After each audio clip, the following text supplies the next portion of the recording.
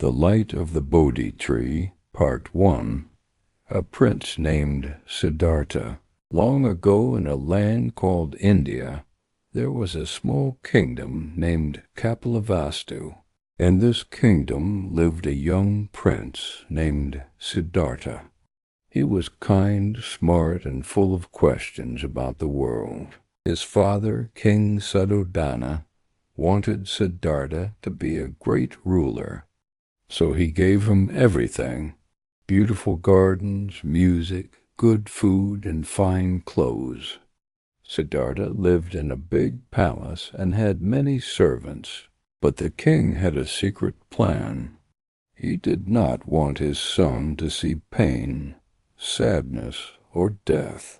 He believed if Siddhartha only saw beauty and joy, he would stay in the palace forever and become king one day. So the king made sure the prince never saw anything bad or sad. Siddhartha grew up and got married to a kind woman named Yasodhara.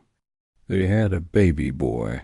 Life in the palace was calm and easy. But Siddhartha still had many questions in his heart. He often wondered, why are some people unhappy? What happens after we die? Is there a way to end suffering? One day, Siddhartha asked his charioteer to take him outside the palace. The king tried to stop him, but Siddhartha insisted. So the charioteer drove him through the city. There, Siddhartha saw 4 things that changed his life. First, he saw an old man walking slowly with a cane. Why does he walk like that? Siddhartha asked. He is old, said the charioteer. All people grow old. Next, he saw a sick man lying on the ground. Why is he in pain? Siddhartha asked. He is sick. Everyone can become sick, the charioteer said. Then they saw a funeral. A family was crying beside a body. Is he sleeping? Siddhartha asked. No, the charioteer said. He is dead. One day all people die. Finally, Siddhartha saw a monk sitting under a tree. The monk looked calm and peaceful. Who is that? Siddhartha asked. He is a holy man. He is looking for truth, said the charioteer. Siddhartha went back to the palace, but his heart was not at peace. He thought about what he saw. Old age, sickness, and death, these come to everyone. But that monk was calm. Maybe I can find peace too. That night Siddhartha kissed his wife and son goodbye. He left the palace quietly, riding his horse into the dark. He gave up his royal life to find the truth and help people end their suffering. That was the start of his journey to become the Buddha. Part 2. The Search for Truth. Siddhartha traveled far from his home. He walked through forests, across rivers, and over mountains. He met many wise men and teachers. He asked them questions and listened carefully. Some taught him how to meditate. Others showed him how to live with very little. Siddhartha tried everything they said. He stopped eating most food and sat in silence for days. His body became thin and weak, but still he did not find the answer he was looking for. One day, while resting under a tree, a kind young woman named Sujata saw him. She gave him a bowl of warm milk and rice. Siddhartha thanked her and ate. After that meal, he felt strong again. He thought, maybe the answer is not in pain or hunger. Maybe it is in balance. He sat under a big tree, later called the Bodhi tree. He crossed his legs, closed his eyes, and promised, I will stay here until I find the truth. He thought deeply about life pain, and peace. He remembered the old man, the sick man, the funeral, and the calm monk. He looked into his heart and mind. He let go of fear and anger. His mind became clear like still water. Then, one night, as the stars shone above, Siddhartha found what he was looking for. He understood why people suffer and how they can stop suffering. He found the middle way, neither too hard nor too easy. He understood the Four Noble Truths and the Eightfold Path. He felt great peace and love for all beings. From that moment, he was no longer just Siddhartha. He became the Buddha, which means the enlightened one. The Buddha did not keep this truth to himself. He wanted to help others find peace too, so he got up from under the tree and walked to a nearby park where 5 monks were staying. At first, the monks did not welcome him. They remembered how he once left their group and ate the food from Sujata. But when they saw his calm face and kind eyes, they listened. The Buddha spoke gently and clearly. He told them about the Four Noble Truths. 1. Life has suffering. 2. Suffering comes from desire. 3. We can end suffering. 4. There is a path to end it. This path was the Eightfold Path. Right view, right intention, right speech, right action, right livelihood, right effort, right mindfulness, and right concentration. The monks listened with open hearts. They understood his words and felt peace. They became his first followers. And so the Buddha's teaching began to spread. Part 3. The Growing Community. As the Buddha walked from town to town, more people came to listen. They were rich and poor, young and old, men and women. He spoke to everyone with kindness. His words were simple but deep. He did not ask people to follow him blindly. He told them, "Look inside yourself. Find peace there." People called him the teacher and the Blessed One. His followers became monks and nuns.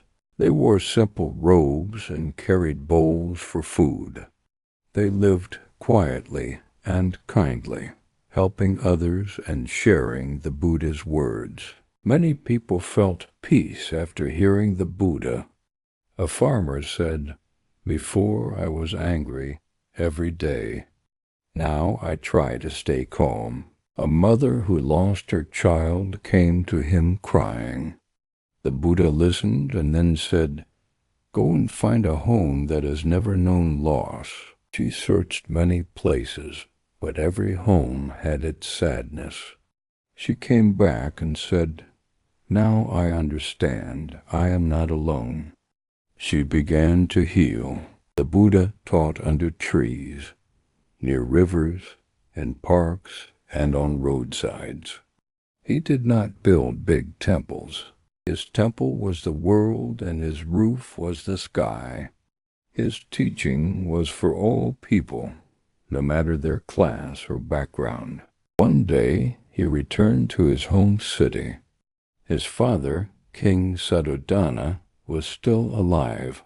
The king was surprised to see his son dressed in simple clothes. But when he heard the Buddha speak, he felt proud and happy. Yasodhara and his son Rahula also came to see him. Rahula became a young monk and learned from his father. Yasodhara, too, followed the path and found peace. The Buddha's teachings spread to many parts of India. People carried his words to new places. Some kings and leaders supported him. They built shelters for monks and helped the poor. The community of followers grew stronger and kinder. But the Buddha never wanted power or riches. He reminded his students, the path is inside you. Be kind, be mindful, help others. This is the way. As years passed, the Buddha became old. His hair turned white and his steps grew slow, but his eyes were still full of light. He smiled often and kept teaching. He told his followers, do not just follow me. Follow the truth. Be a light to yourselves. Part 4. The Last Journey and Lasting Influence. The Buddha knew his time was coming to an end. He called his followers together and said, everything that begins must also end. Do not be sad. Remember what I have taught. Live with wisdom and compassion. He walked with his students to a small town called Kushinagar. There, under 2 tall trees, he lay down for the last time. The sun was setting, and the sky turned orange and pink. Birds sang softly in the trees. The Buddha looked peaceful. His face was calm, and his eyes were gentle. His followers sat around him, many with tears in their eyes. One student asked, Master, what should we do after you are gone? The Buddha replied, be your own light. Follow the path of truth. Do good. Be kind. Help each other. Then he closed his eyes and passed away quietly. He was 80 years old. Even though he was gone, his words and teachings did not die. His students remembered everything he said. They shared his message with others. Slowly, the Buddha's wisdom spread across the world. People in many countries began to follow his teachings. They built small temples, wrote books, and made statues of the Buddha. These statues showed him sitting calmly or smiling gently. His image became a symbol of peace. In each place, people understood his message in their own way. But the heart of his teaching stayed the same. Life has suffering, but there is a path to peace. Today, millions of people still follow the Buddha's path. They try to be kind, to listen, to help, and to live simply. His ideas have also influenced many others who are not Buddhists. His words about peace, mindfulness, and love continue to help the world. Schools teach his story. Artists paint his journey. Writers share his lessons. His story is told to children and adults alike. Even after more than 2,000 years, the Buddha's light still shines. He was not a god, but a man who saw the truth. And because of that, he helped others see it too.